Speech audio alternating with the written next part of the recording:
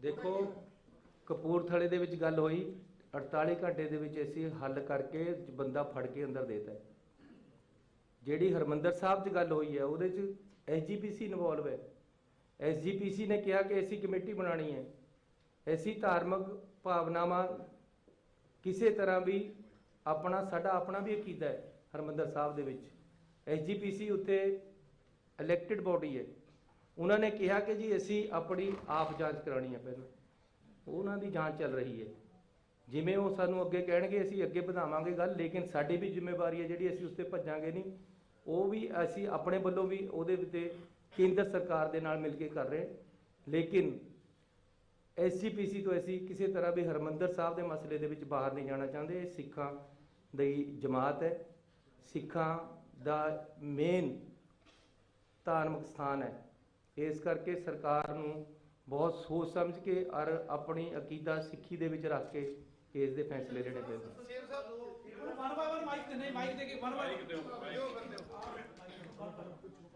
मेरी आवाज़ ही बहुत वधिया है। चन्नी साहब वो जी असल च गल की है जो 100 साल च वधिया काम किया, वधिया फैसले किए, 100 दिन चलो 100 साल ते ये 100 दिनों दे विच जियो हजारों साल। हाँ जी हाँ जी, थैंक यू जी।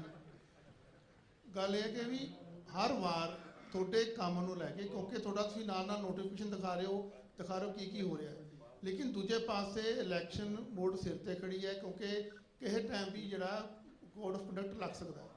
इस दौरान पार्टी प्रधान का, क्योंकि अक्सर ठीक है तुसीं कई गल्लां जवाब दिंदे नहीं हो, नज़रअंदाज करते हो। तुसीं पुलिस वाले महकमे चो और पुलिस वाले नूं जिवें उन्होंने गल की, तुसीं गल कहता कि चलो मैनूं हर मुलाजम जो चंगा लगता जां जो भी है, तुसीं काफ़ी उन्होंने उसनूं कॉन्ट्रोवर्सी नूं काफ़ी कवरअप किया। लेकिन उसदे बावजूद क्योंकि दिल्ली भी गए हो रहे भी उत्थे गलबात भी की, कि इन्हां दा बार बार एक कॉन्ट्रोवर्सी क्रिएट करना, या मेरे साथी ने कहा भी नहीं हो रहे फैसले, तो दिखा रहे आखिरकार मसला मतलब है कि है। और आपां इहदे च दो टुक जवाब दे दिए भी ये पार्टी प्रधान की कर रहा है और चीफ मिनिस्टर की कर रहा है, बार बार ये गल उठती है। ਇਹਦਾ जवाब देखो कि ਆਪਾਂ ਚਾਹੁੰਦੇ ਤੁਹਾਡੇ ਦਿਲ ਤੋਂ ਗੱਲ ਨਿਕਲੇ। मैं अपनी पार्टी ਦਾ वफादार सिपाही है। पार्टी ने ਜਿਹੜੀ मेरी ड्यूटी लगाई है मैं उन्होंने निभा रहा, नेक नीति नाल निभा रहा, ईमानदारी नाल निभा रहा, तनदेही नाल निभा रहा। बाकी मैं तो सिद्धू साहब ਨੂੰ ਕਿਹਾ भी जिथे ਚੱਲੂਗੀ नाल तेरे टिकटां 2 ले ली। मैं तो उन्होंने नाल मिल के काम करने ਨੂੰ ਤਿਆਰ है तो कर भी रहा। बाकी ये है कि पार्टी ਜਿਹੜੀ ਹੁੰਦੀ है वो सरकार की बाड़ होंदी है, तो पार्टी ने अपनी सरकार को उपर चकना हुंदा है। तो मैं अपने वालों हर कुर्बानी पार्टी लिए हमेशा करने को तैयार रहिंदा ते तैयार हाँ। मैनूं जिवें पार्टी कहेगी मैं उस तरह चलना है। लेकिन अज जी जिहड़ी ये है ये सरकार दे कम्मां ते असीं गल कर रहे हैं। होर तुसीं इहदे बारे कोई गल पुछनी तां चन्नी साहब इधरले पासे। चन्नी साहब मेरा सवाल अपने कुलीग दे नाल अगों ही है कि तुसीं बड़े नैक्सस तोड़े, बड़ियां नूं कील लिया। नवजोत सिद्धू 100 दिन च कीलिया नहीं गया, जुगत है नहीं, जुगाड़ है नहीं, की करना है? करो रहन दो, होर कोई गल कर। चन्नी साहब तुसीं कहा भी चलूगी नाल तेरे टिकटां 2 लै ली, एक टिकट तो थोड़े कोल हैगी है, दूसरी लैण वास्ते तैयार नहीं है। लगातार ही सवाल भी थोड़े उत्ते खड़े किए जा रहे हैं कि लॉलीपॉप वंडे जा रहे हैं या कुछ भी हैगा। ये भी कहा जा रहा है कि बिना लाड़े तो जिहड़ी बरात हैगी आ वो जा नहीं सकती हैगी विधान सभा दे विच। की लग रहा हैगा कि जिहड़ा CM का फेस हैगा, CM का फेस हाईकमांड ने कहा कि कोई भी नहीं होगा, हाईकमांड ही फेस होगा। थोड़ा नाम अगे बढ़ाया जा रहा है तो सिद्धू साहब कहते हैं कि मैं मुख मंत्री बनना है। तो ये मेरा दूसरा सवाल यह है कि कल जिस तरह के पंथक इकट्ठ किया जा रहा है श्री दरबार साहब के मंजी साहब हाल के विच बेअदबी के मसले को लैके उन्होंने सरकार किस तरह देख रही है? देखो बेअदबी का मसला जिहड़ा है ये नाल कोर्ट भी नाल चलती है। कोर्ट वालों बड़ियां रिस्ट्रिक्शनां और तुहानूं पता कि पिछली सरकार ने इन्हूं बुरी तरह उलझाया होया, सानूं उधर भी पूरी लड़ाई देनी पै रही है। हुण भी ਇੱਕ ਬੰਦੇ ਨੇ 164 ਦੇ ਬਿਆਨ ਦਿੱਤੇ ਬਾਬੇ ਦੇ ਖਿਲਾਫ। ਉਹਦੇ ਵਿੱਚ ਅਸੀਂ ਬਾਬੇ ਦੇ ਵਾਰੰਟ ਲਏ, ਬਾਬੇ ਦੇ ਬੰਦੇ ਜਾ ਕੇ ਸਟੇ ਲਿਆਏ। ਕੋਰਟ ਨੇ ਸਾਨੂੰ ਕਹਿਤਾ ਤੁਸੀਂ ਇਹਨੂੰ ਔਰ ਇਹਦੀ ਕਸਟੋਡੀਅਲ ਇੰਟਰੋਗੇਸ਼ਨ ਨਹੀਂ ਕਰ ਸਕਦੇ, ਜੇਲ੍ਹ ਜਾ ਕੇ ਪੁੱਛ ਲਓ। ਅਸੀਂ ਜਾ ਕੇ ਉੱਥੇ ਪੁੱਛਿਆ, ਜਿਹੜੀ ਸਿੱਟ ਹੈ ਉਹਨੇ ਜੋ ਮੈਨੂੰ ਦੱਸਿਆ ਗਿਆ ਸਿੱਟ ਵੱਲੋਂ, ਉੱਥੇ ਜਾ ਕੇ ਪੁੱਛਿਆ, ਉਹਨੇ ਸੈਟੀਸਫੈਕਟਰੀ ਜਵਾਬ ਨਹੀਂ ਦਿੱਤੇ। ਇਹ ਗੱਲਾਂ ਮੈਨੂੰ ਜੋ ਪਤਾ ਲੱਗੀਆਂ ਮੈਂ ਤੁਹਾਨੂੰ ਉਹ ਦੱਸ ਰਿਹਾ। ਉੱਥੋਂ ਟੀਮ ਨੂੰ ਪੁੱਛਣ ਗਏ, 3 ਵਾਰ ਟੀਮ ਨਹੀਂ ਮਿਲੀ, ਅਲਟੀਮੇਟਲੀ ਇੱਕ ਬਜ਼ੁਰਗ ਆਦਮੀ ਮਿਲਿਆ। ਹੁਣ ਫੇਰ ਬਾਬੇ ਤੋਂ ਅਸੀਂ ਕੋਰਟ ਵਿੱਚ ਕਿਹਾ ਕਿ ਸਾਨੂੰ ਇਹਦੀ ਕਸਟੋਡੀਅਲ ਇੰਟਰੋਗੇਸ਼ਨ ਦਿਓ, ਇਹ ਸਾਨੂੰ ਸਹੀ ਜਵਾਬ ਨਹੀਂ ਦੇ ਰਹੇ। ਅਸਲ ਦੇ ਵਿੱਚ ਇੱਕ ਹੋਰ ਵੀਡੀਓ ਘੁੰਮ ਰਹੀ ਹੈ, ਇੱਕ ਲੇਡੀ ਕਹਿ ਰਹੀ ਹੈ ਕਿ ਜੀ ਸੁਖਬੀਰ ਬਾਦਲ ਤੇ ਉਹ 3 ਬੰਦੇ ਜਿਹੜੇ ਭਗੌੜੇ ਇਹ ਆਪਸ ਦੇ ਵਿੱਚ ਇਕੱਠੇ। ਇਹ ਗੱਲਾਂ ਸਾਰੀਆਂ ਸਾਹਮਣੇ ਆਉਣੀਆਂ। ਸੁਖਬੀਰ ਬਾਦਲ ਦਾ, ਅਕਾਲੀ ਦਲ ਦਾ ਇਹਦੇ 'ਚ ਕਿਆ ਰੋਲ ਹੈ, ਬਾਬੇ ਦਾ ਕਿਆ ਰੋਲ ਹੈ, ਇਹ ਸਾਰਾ ਸਾਹਮਣੇ ਦਿਖ ਰਿਹਾ ਹੈ। ਲੇਕਿਨ ਇਹਨੂੰ ਸਾਹਮਣੇ ਲਿਆਉਣ ਵਾਸਤੇ ਅਜੇ ਕੋਰਟ ਦੀਆਂ ਅੜਚਣਾਂ ਹੈ, ਉਹਨਾਂ ਨੂੰ ਪਾਸੇ ਕਰਕੇ ਅਸੀਂ ਅੱਗੇ ਵਧ ਰਹੇ। ਸਿੱਟ ਅੱਗੇ ਵਧ ਰਹੀ ਹੈ ਇੰਡੀਪੈਂਡੈਂਟਲੀ, ਜੋ ਮੈਨੂੰ ਉਹਨਾਂ ਨੇ ਦੱਸਿਆ ਉਸ ਤਰੀਕੇ ਨਾਲ ਮੈਂ ਤੁਹਾਨੂੰ ਸਾਰੀ ਗੱਲ ਦੱਸ ਦਿੱਤੀ। ਮੁੱਖ ਮੰਤਰੀ ਸਾਹਿਬ ਇੱਧਰ ਤੇ ਇੱਧਰ ਤਰਲੋਚਨ ਬੋਲ। ਮੁੱਖ ਮੰਤਰੀ ਸਾਹਿਬ, ਚੋਣ ਜਾਬਤਾ ਕਿਸੇ ਵੇਲੇ ਵੀ ਲੱਗਣ ਦੇ ਅਸਾਰ ਹੈ। ਚੰਨੀ ਸਾਹਿਬ ਕੋਲ ਕਿਹੜਾ ਇਦਾਂ ਦਾ ਕੋਈ ਟਾਰਗੇਟ ਹੈ ਵੀ ਜਾਂ ਵੱਡਾ ਸੁਪਨਾ ਜਿਹੜਾ ਚੋਣ ਜਾਬਤੇ ਤੋਂ ਪਹਿਲਾਂ ਤੋਂ ਹੀ ਲਾਗੂ ਕਰਾਉਣ ਲਈ ਯਤਨਸ਼ੀਲ ਹੈ? ਮੈਂ ਸਭ ਤੋਂ ਜ਼ਿਆਦਾ ਯਤਨਸ਼ੀਲ ਨੌਜਵਾਨਾਂ ਦੀ ਨੌਕਰੀ ਦਾ ਮਸਲਾ ਹੱਲ ਕਰਨਾ, ਉਹਨਾਂ ਦੀ ਪੜ੍ਹਾਈ ਦਾ ਤੇ ਉਹਨਾਂ ਨੂੰ ਅੱਗੇ ਵਧਣ ਦੀ ਸੋਚ ਜਿਹੜੀ ਆ ਉਹਦੇ ਪਿੱਛੇ ਕੰਮ ਕਰ ਰਹੇ ਹਾਂ। ਉਹਦੇ ਬਾਰੇ 'ਚ ਮੈਂ ਤੁਹਾਨੂੰ 4 ਤਰੀਕ ਨੂੰ ਦੁਬਾਰੇ ਪ੍ਰੈਸ ਕਾਨਫਰੰਸ ਕਰਾਂਗਾ ਤੇ ਅਸੀਂ ਪੱਕਾ ਕੋਈ ਕਾਨੂੰਨ ਔਰ ਗਰੰਟੀ ਲੈ ਕੇ ਆਵਾਂਗੇ ਜਿਹੜੇ ਕਿ ਯੂਥ ਨੂੰ ਅੱਗੇ ਵਧਣ ਵਾਸਤੇ ਔਰ ਉਹਨਾਂ ਦੀਆਂ ਨੌਕਰੀਆਂ ਵਾਸਤੇ ਫੈਸਿਲਿਟੇਟ ਕਰਾਂਗੇ। ਚੰਨੀ ਸਾਹਿਬ, ਤੁਸੀਂ ਪੱਤਰਕਾਰਾਂ ਦੇ 3 ਮਸਲੇ ਹੱਲ ਕੀਤੇ, ਉਹਦੇ ਲਈ ਅਸੀਂ ਤੁਹਾਡਾ ਧੰਨਵਾਦ ਕਰਦੇ ਹਾਂ, ਪਰ 2-3 ਮਸਲੇ ਹੋਰ ਅਹਿਮ ਨੇ। ਮੈਂ ਕਿਹਾ ਜੀ ਉਹ ਪਾਈਪਲਾਈਨ 'ਚ ਹੈ, ਮੈਂ ਨਾ ਨਹੀਂ ਕੀਤੀ। ਵੱਡੇ ਮਸਲੇ ਰਹਿ ਨਾ ਜਾਣ, ਨਹੀਂ ਰਹਿਣ ਦਿੰਦੇ। ਇਹ ਇੱਕ ਮਸਲਾ ਹੋਰ ਹੈ ਜੀ। ਇਸ ਦੇ ਨਾਲ ਅਗਲੀ ਜਿਹੜੀ 4 ਦੀ ਕਾਨਫਰੰਸ ਕਰਨੀ ਆ, ਅਸੀਂ ਚਾਹਾਂਗੇ ਕਿ ਤੁਸੀਂ ਪ੍ਰੈਸ ਕਲੱਬ ਕਰੋ, ਮਤਲਬ ਉਹਦੇ ਤੇ ਵੀ ਫੈਸਲਾ ਜਿਹੜਾ ਹੋਣਾ ਚਾਹੀਦਾ। ਇਸ ਦੇ ਨਾਲ ਹੀ ਇਹ ਤੁਸੀਂ ਵੱਖ-ਵੱਖ ਚਿਹਰਿਆਂ ਦਾ ਐਲਾਨ ਕੀਤਾ ਹੈ ਵੀ ਚਿਹਰਾ ਬਣਾਈਆਂ ਜਾ ਰਹੀਆਂ।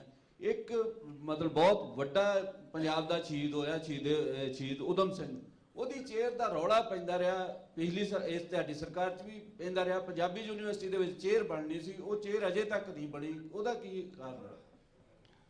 ਇਹ ਜੇ ਨਹੀਂ ਬਣੀ ਤਾਂ ਬਣਾ ਦਾਂਗੇ, ਪਰ ਤੁਹਾਡੀ ਅੱਜ ਮੈਨੂੰ ਗੱਲ ਜੱਜ ਗਈ ਕਿਉਂਕਿ ਸ਼ਹੀਦ ਊਧਮ ਸਿੰਘ ਦੀ ਬਹੁਤ ਵੱਡੀ ਕੁਰਬਾਨੀ ਹੈ ਔਰ ਉਹਨਾਂ ਨੇ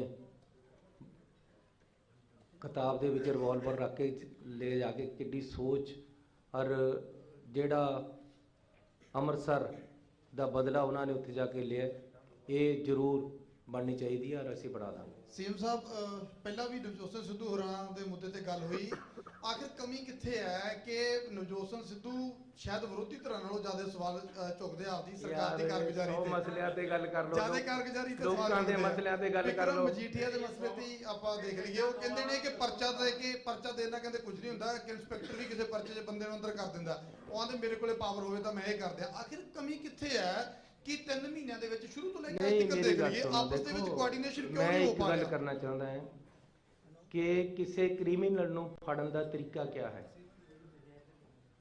ਕਿਸੇ ਕ੍ਰਿਮੀਨਲ ਨੂੰ ਜੇ ਕਿਸੇ ਨੇ ਕੋਈ ਕ੍ਰਾਈਮ ਕਰਿਆ, ਉਹਨੂੰ ਤੁਸੀਂ ਸਭ ਤੋਂ ਪਹਿਲਾਂ ਤਾਂ ਪਰਚਾ ਹੀ ਦਿਓਗੇ ਨਾ, ਜਿਹੜੀ ਉਹਨੇ ਗਲਤ ਗੱਲ ਕਰੀ ਹੈ। ਔਰ ਅਸੀਂ ਤਾਂ ਪਰਚਾ ਵੀ ਕੋਰਟ ਦੀਆਂ ਹਦਾਇਤਾਂ ਤੇ ਕੀਤਾ ਹੈ। ਕੋਰਟ ਨੇ ਜਿਹੜੀ ਐਸਟੀਐਫ ਹੈ ਉਹਦੇ ਹੈੱਡ ਨੂੰ ਕਿਹਾ ਕਿ ਸਾਨੂੰ ਇਸ ਦੀ ਚੀਜ਼ ਦੀ ਰਿਪੋਰਟ ਦਿਓ, ਇਹਦੀ ਇਨਵੋਲਵਮੈਂਟ ਕਿੰਨੀ ਹੈ। ਉਹਦੇ ਵਿੱਚ ਉਹਦੀ ਇਨਵੋਲਵਮੈਂਟ ਆਈ, ਉਹਨਾਂ ਨੇ ਕੋਰਟ ਵਿੱਚ ਜਮ੍ਹਾਂ ਕਰਾਈ। ਕੋਰਟ ਨੇ ਕਿਹਾ ਤੁਸੀਂ ਇਹਦੇ ਤੇ ਕਾਰਵਾਈ ਕਰੋ। ਹਾਈ ਕੋਰਟ ਦੇ ਆਦੇਸ਼ ਹੈ, ਹਾਈ ਕੋਰਟ ਦੇ ਆਦੇਸ਼ ਪਰ ਅਸੀਂ FIR ਕੀਤੀ ਹੈ। STF ਦੀ ਪੂਰੀ ਰਿਪੋਰਟ FIR ਦੇ ਵਿੱਚ ਦਰਜ ਹੈ। ਰਿਪੋਰਟ ਤੇ ਹੀ ਦਾ ਹੀ ਪਰਚਾ ਬਣਿਆ ਹੈ ਤੇ ਉਹ ਪਰਚੇ ਤੇ ਕਾਰਵਾਈ ਹੋ ਰਹੀ ਹੈ। ਇਹ ਕਹਿੰਦੇ ਸੀ ਜਮੇ ਹੀ ਮਤਲਬ ਪਹਿਲਾਂ ਹੀ ਜਦ ਪਤਾ ਲੱਗ ਗਿਆ ਆਮ ਆਦਮੀ ਵਾਲਿਆਂ ਨੂੰ ਕਿ ਜੀ ਇਹ ਤਾਂ ਪਰਚਾ ਹੋਣ ਲੱਗਿਆ ਹੈ, ਉਹਨਾਂ ਨੇ ਕਹਿਤਾ ਬੋਧਾ ਪਰਚਾ ਕਰਨਗੇ। ਜੇ ਬੋਧਾ ਪਰਚਾ ਹੁੰਦਾ ਤਾਂ ਡਿਸਟ੍ਰਿਕਟ ਕੋਰਟ 'ਚ ਰੱਦ ਹੋ ਜਾਣਾ ਸੀ। ਹੋ ਜਾਣਗੇ ਸੈਟੀਸਫਾਈ।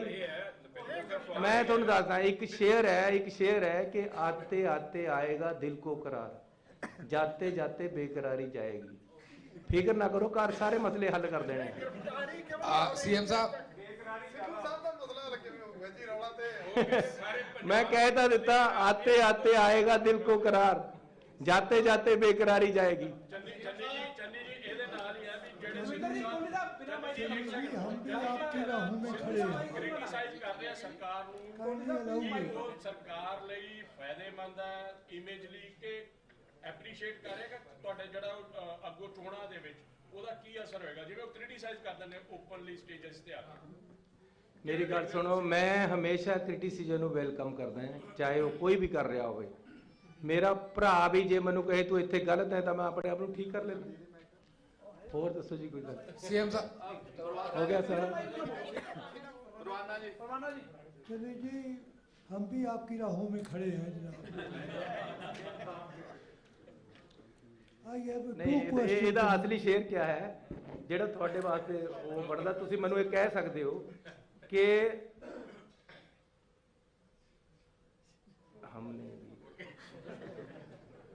हम भी दुआएं करते थे बहार की, हमने भी दुआएं की थी बहार की, जैसे तुसी मेरे वास्ते दुआ करते रहे। हमने भी दुआएं की थी बहार की, है बागवां हमारा भी हक है बहार पर। ਤੁਹਾਡਾ ਪੂਰਾ ਹੱਕ ਹੈ ਜੀ ਬਹਾਰ ਪਰ, ਹੁਕਮ ਕਰੋ। Sir, I have two questions. ਹੁਣ ਜੇ ਮੈਂ ਕਹਤਾ ਮੈਨੂੰ ਸ਼ਾਇਰੀ ਵੀ ਆਉਂਦੀ ਹੈ ਤਾਂ ਉਧਰ ਤੇ ਰੌਲਾ ਪੈ ਜਾਣਾ, ਦੇਖਿਓ ਕਿਤੇ। ਹਾਲਾਂਕਿ ਮੈਂ ਪ੍ਰੋਮਪਟਲੀ ਜੋ ਮੈਨੂੰ ਸਾਹਮਣੇ ਆ ਰਿਹਾ ਮੈਂ ਕਰ ਰਿਹਾ। ਹਾਂਜੀ, मेरा पहला क्वेश्चन जनाब ये है कि पिछले 2 former chief minister Sardar Prakash Singh Badal, captain Amarinder Singh, उन्होंने as chief minister in Chandigarh अपनियां रिहाइश लई गालबन 2 कोठियां संभाल रखियां सन जी। काइंडली टेल अस कि तुसी उन्हां चों कोई एक नूं खाली कर रहा है खर्चे घटाउण लई, टौर घटाउण लई अपनी जो कोई भी है, एक कोठी च रहिंदे हो या पहलियां दी तरह 2 कोठियां दे विच ही हो? देखो मैं कहना कि कैप्टन अमरिंदर सिंह जी और पुराने जिन्हें CM रहे, इन्हां पास OSD की इन्नी फौज सी कि खर्चे उन्हां विच बहुत हो जाते सी। मेरा कोई OSD नहीं है। फिर उन्होंने पोलीटिकल सलाहकार बहुत सी, चहल साहब तो लेके पता नहीं किन्ने गणा देवां तुहानूं। उन्होंने गनमैन, उन्होंने तनख्वाहां, उन्होंने दफ्तरी अमले, पता नहीं क्या क्या।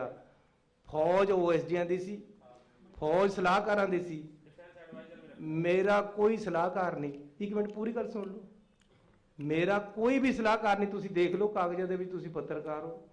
मेरा कोई OSD नहीं, मेरा कोई PA नहीं, मैं आप ही अपना PA, मैं आप ही अपना OSD है, मैं आप ही अपना सलाहकार है।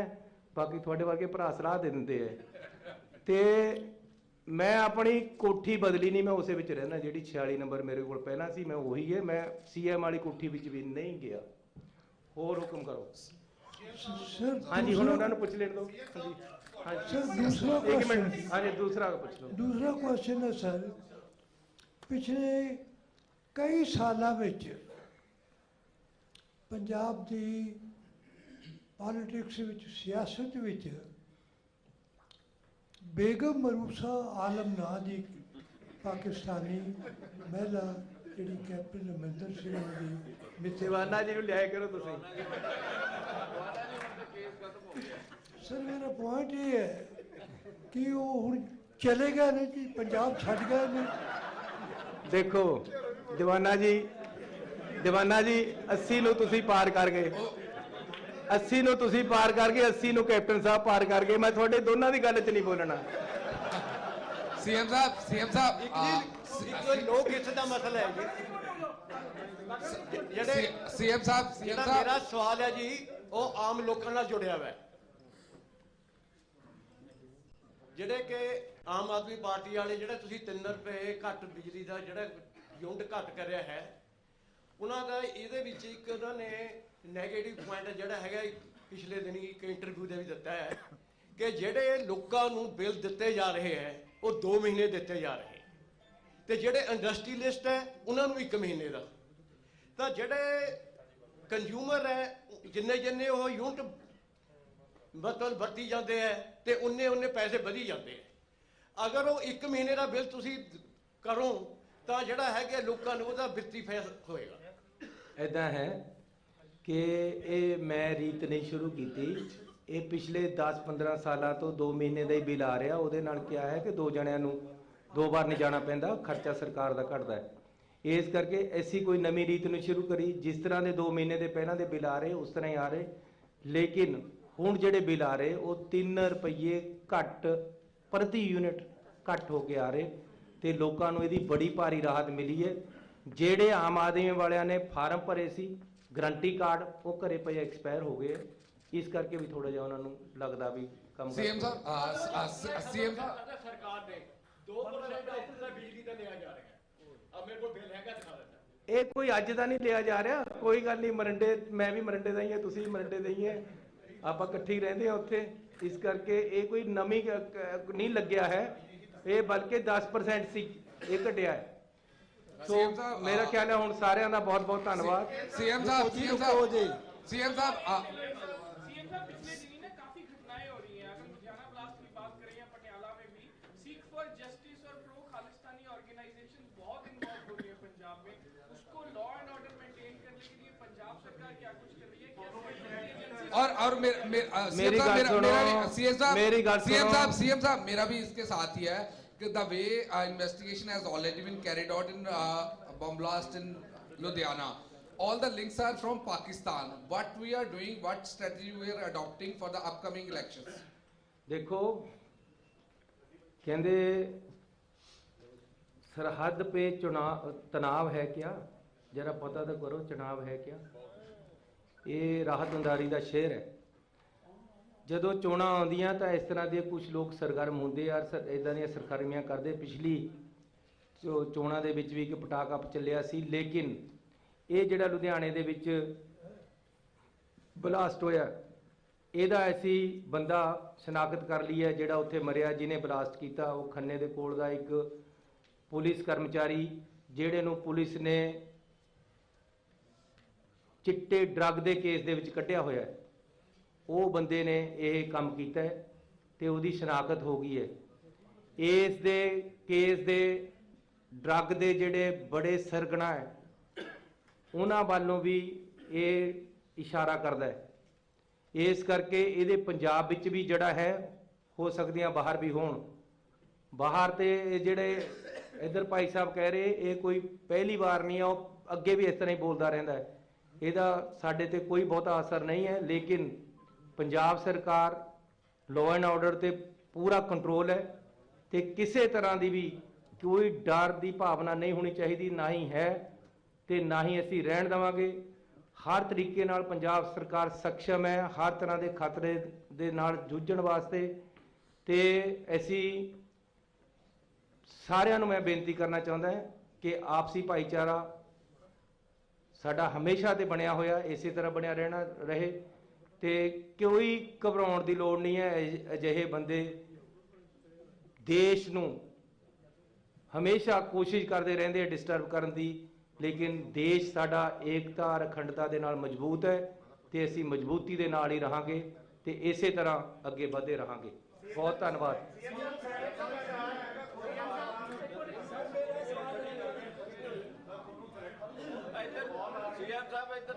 नहीं मैनू नहीं पता भी मैनू कोई कॉल आई है, थोड़ू पता होएगा।